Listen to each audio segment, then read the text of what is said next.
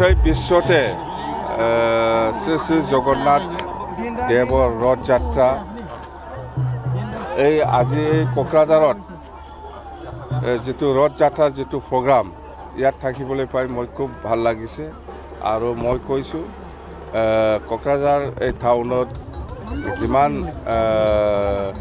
জগন্নাথ প্ৰভু জগন্নাথ দেৱৰ ভক্তসকল আছে সকলোকে লৈ পেলাই আমি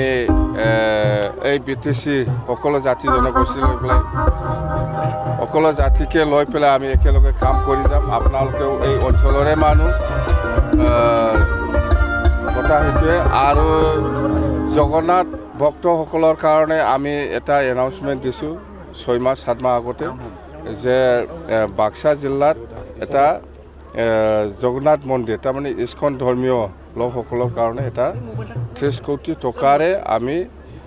এই ইস্কন মন্দিৰটো বনোৱা হ'ব জগন্নাথ মন্দিৰটো বনোৱা হ'ব বুলি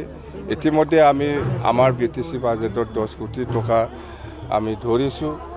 আৰু আমি কৈছোঁ যে আমি সকলো ধৰ্মীয় লোকসকলক বিটিসি গভৰ্ণমেণ্ট হিচাপে সমানে সন্মান দি পেলাই আমি কাম কৰি যাম এই হিচাপত আমি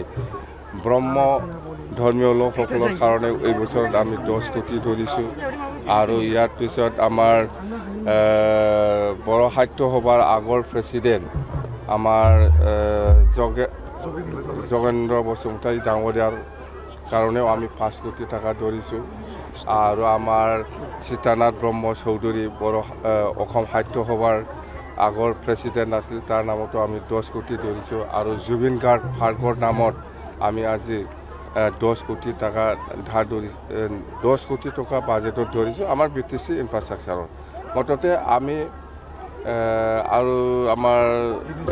বিনেশ্বৰ ব্ৰহ্ম ডাঙৰীয়াৰ নামতো আমি 10 কোটি টকা ধৰিছোঁ কাইদে হেলেনাৰ নামতো আমি 5 কোটি টকা দিছোঁ আৰু আমাৰ এনেকুৱা আমাৰ এই শংকৰ আজান ফকীৰৰ নামত আমি 5 কোটি টকা বাজেটত ধৰিছোঁ আমাৰ বিটিসিৰ যেটো ইনফ্ৰাষ্ট্ৰাকচাৰ ডেভেলপমেণ্টৰ পইচা সেইটো দি আমি আৰম্ভ কৰিব এই বছৰত মুঠতে শংকৰ আজান ফকীৰ যেটো অডিটৰিয়াম হল এইটো 5 কোটি ধৰিছোঁ ইয়াতকৈ বেছি লাগিব আমি আপাতত 5 কোটি টকা ধৰিছোঁ আৰু আমাৰ মুঠতে আৰু আমাৰ ইয়াত